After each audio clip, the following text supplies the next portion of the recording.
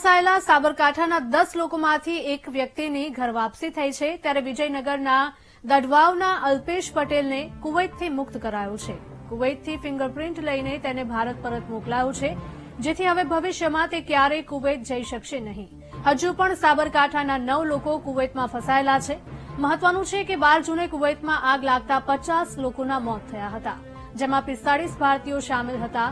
આ લોકો કુવૈતમાં ગેરકાયદે રહેતા હોવાનો પણ ખુલાસો થતા કુવૈત પોલીસે તપાસ કરી હતી, જેમાં સાબરકાંઠાના એક જ પરિવારના 10 લોકો ફસાયા હતા।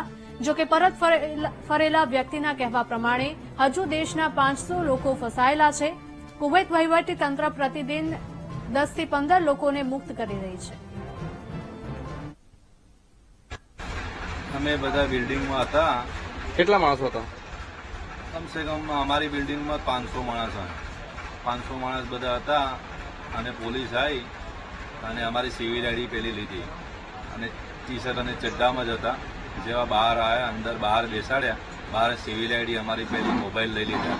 મોબાઈલ લઈને બધાને જેલના અંદર પૂરી કર્યા। જેલના અંદર પૂરીથી 7 દિવસ રાખ્યા।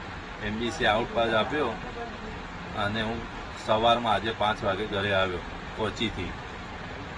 તે હાલ શું પરિસ્થિતિ છે? પરિસ્થિતિ હાલમાં બી ખરાબ છે। દિવસના 15-20 માણસ કાઢે છે। કમસે કમ 1500 થી 1100 માણસ હજી બી છે અમારી 4 બિલ્ડિંગના અંદર જ ગણીએ।